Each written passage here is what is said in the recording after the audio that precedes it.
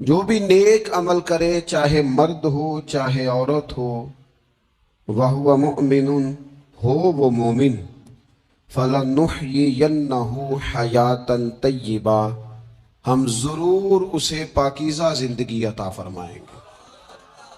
اگر نیک اعمال کرو گے تو شرط ایک ہی ہے کہ مومن ہو، باقی مرد ہو یا عورت ہو یہ کوئی شرط نہیں۔ اگر نیک اعمال کریں گے تو فَلَنُحْيِيَنَّهُ حَيَاةً طَيِّبَةً، پھر ہم پاکیزہ زندگی اس شخص کو نوازیں گے۔ مسند امام احمد بن حنبل میں اللہ کریم نے قرآن مجید میں بالکل اس عنوان کو بیان کیا، فرمایا وَمَا أَصَابَكُم مِّن مُّصِيبَةٍ فَبِمَا كَسَبَتْ أَيْدِيكُمْ وَيَعْفُو عَن كَثِيرٍ، فرمایا تمہیں جو بھی مصیبت پہنچتی ہے وہ تمہارے ہاتھوں کے کمائے ہوئے اعمال کی وجہ سے پہنچتی ہے۔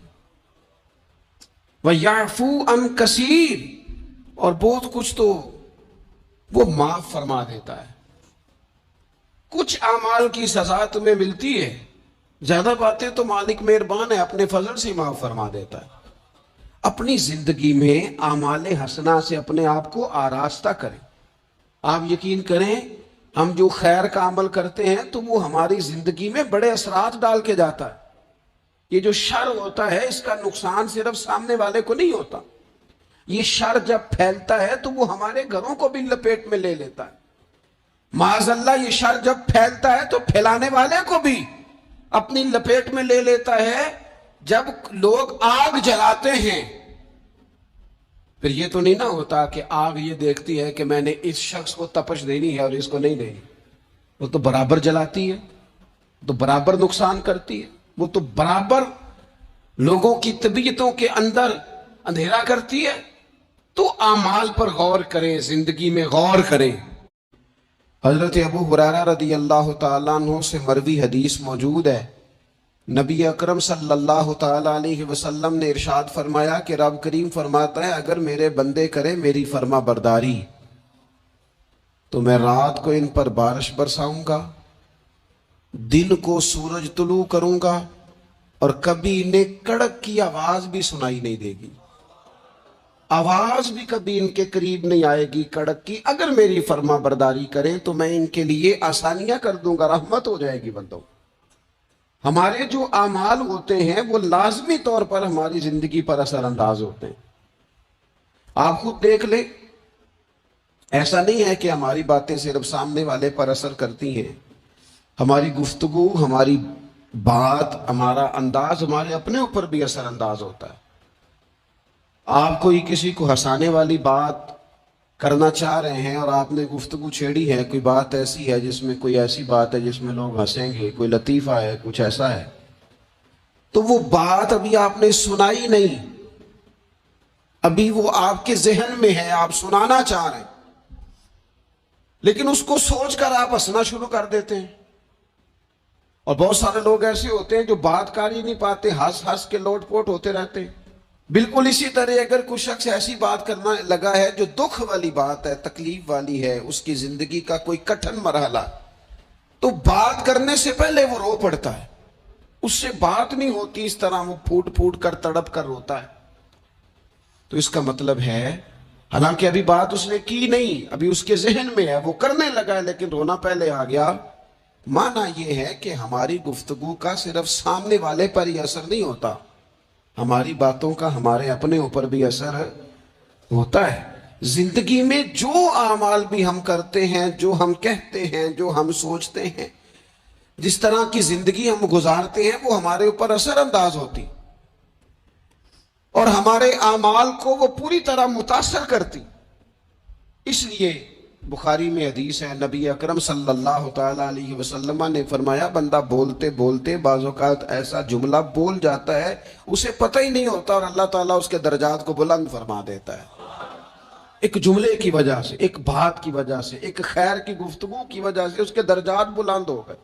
اور حضور فرماتے تمہیں پتہ ہی نہیں ہوتا اور تم بولتے بولتے بات کرتے، یعنی تمہاری گفتگو تمہاری زندگی میں خود اتنا اثر رکھتی ہے کہ تم بات کرتے کرتے بعض اوقات کوئی ایسی بات کر دیتے ہو کہ اس جملے کی وجہ سے تمہیں خبر بھی نہیں، لیکن اس جملے कि सख्ती इतनी थी, उसकी सजा इतनी थी कि अल्लाह उस जुमले की वजह से दोज़ख का फैसला कर देता। क्या समझाया जा रहा है कि जरा ना सोच के बोलो, नाप तोल के बात करो, अपने जुमलों का वजन रखो।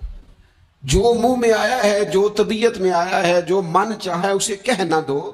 पहले जरा देखो तो सही तुम क्या कहने लगे। गौर तो करो कि तुम्हारी वो जो गुफ्तगू है वो किस पस मंजर में है, किस उन्वान पे है। तुम माफी ज़मीर को किन लफ्जों और किन जुमलों का सहारा लेकर तुम बयान करने लगे हो, तो हमारे आमाल हमारी जिंदगी में असर अंदाज होते। और फिर ये नहीं हो सकता कि सारी जिंदगी इंसान दूसरों के रास्ते में कांटे बोता रहे और दूसरों के लिए गड्ढे खोदता रहे और अपना रास्ता उसे बिल्कुल साफ मिल जाए। ये होता नहीं। ये नहीं हो सकता कि वो सारी जिंदगी लोगों के लिए अंधेरे खरीदता रहे, तराशता रहे और खुद वो चाहे कि उसकी जिंदगी में हमेशा रोशनी रहे। तमाम उम्र के कांटों की आबियारी पर अजीब शख्स है, गुलशन की बात करता है।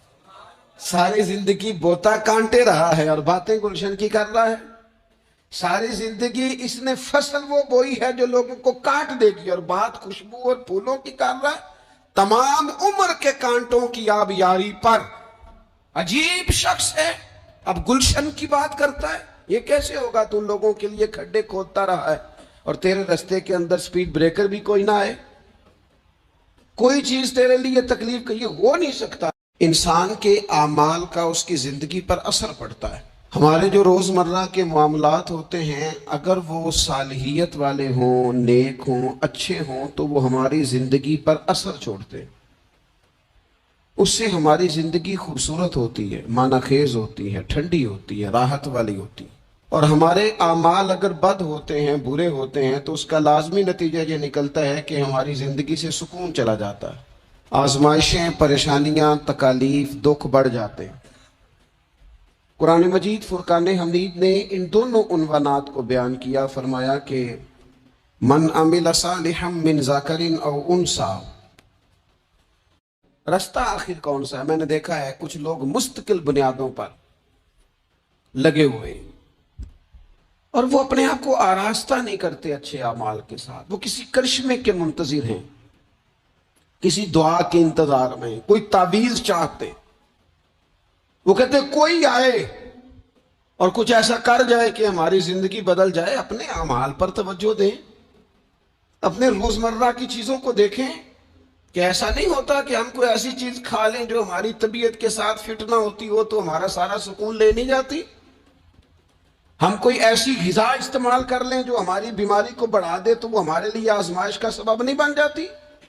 तो भाई हमें उन गलतियों का भी पता होता है कि जो गलतियां हम करते हैं तो हमारी जिंदगी बेचैन हो जाती।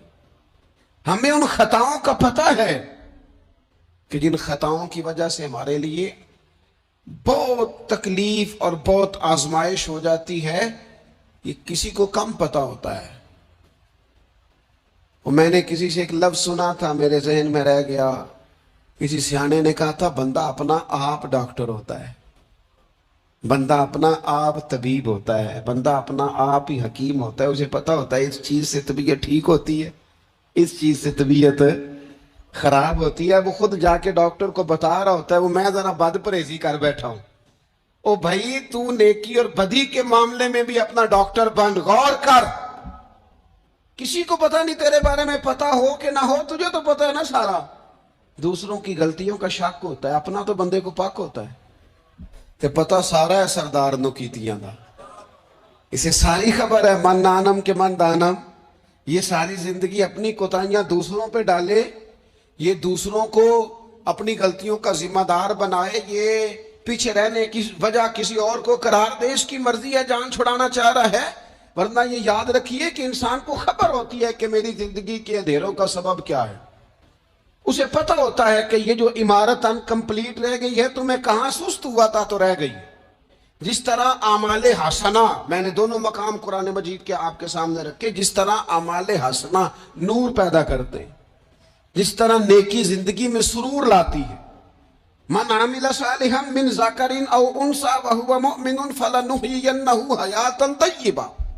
جو بھی نیک اعمال کرے، مرد ہو یا عورت ہو، شرط ہے کہ مومن ہو، فَلَنُحْيِيَنَّهُ حَيَاتًا طَيِّبَةً، ہم اسے پاکیزہ زندگی عطا فرمائیں گے، اور ضرور پاکیزہ زندگی عطا کریں گے۔ ساتھ ہی قرآن مجید نے آگے جا کر ایک اور مقام پر یہ بھی کہہ دیا کہ وَمَا أَصَابَكُم مِّن مُّصِيبَةٍ فَبِمَا كَسَبَتْ أَيْدِيكُمْ وَيَعْفُو عَن كَثِيرٍ،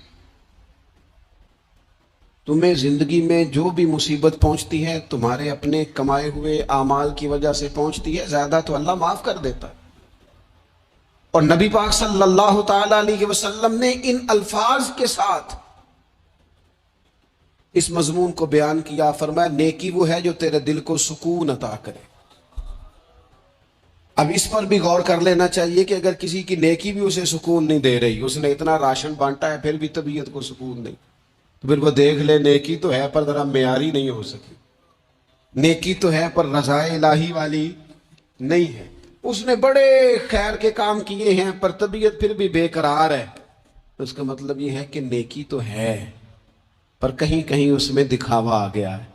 حضور فرمانے لگے نیکی وہ ہے جو تیرے دل کو قرار عطا کرے، اور فرمایا گناہ وہ ہے، بدی وہ ہے جو تیرے دل میں کھٹکے اور